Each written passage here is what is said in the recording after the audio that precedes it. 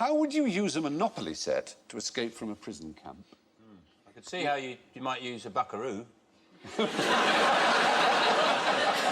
Just fly out over the fence. I mean, you'd probably just keep ending up on the barbed wire. Again, try it with the bucket. Is it the covering up the hole with it? Well... Like in Shawshank? No, there was a man whose nickname was Clutty Hutton, who in Britain bought up lots of Monopoly boards and turned them into escape kits that he then set up through MI9 with these pretend charities. So that you get a get out of jail free card.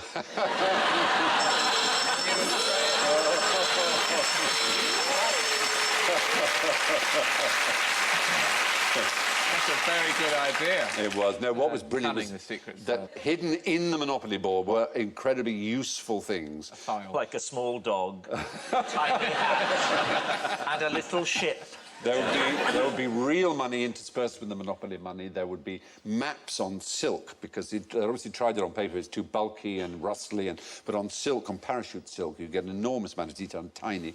That's an example of his earlier work, putting a compass in a military tunic button. The Germans got wise to this. They'd unscrew them, eat the buttons, and they'd see it. So then they reversed the thread. So when the Germans unscrewed it, they in fact tightened the button.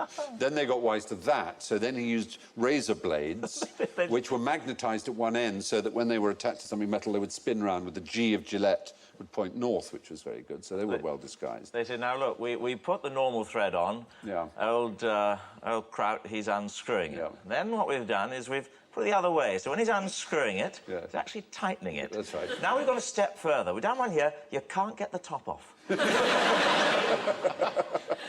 Isn't there a flaw in that, sir? Don't complicate it. Don't complicate it, Perkins.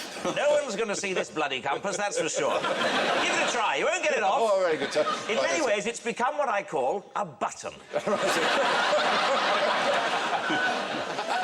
I was the German camp commandant, I'd have made them all wear duffel coats.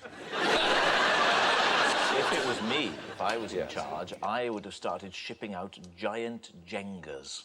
Would you? Well, then you just build them up. You know the Jengas you get in pub gardens? Yes. Just massive one, just hop over the fence.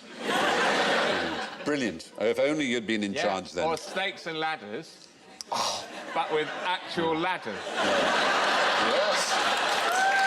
And real snakes to scare the Germans. Scare the Germans. Good British snakes who didn't like the look of a German soldier and would go up to them and go...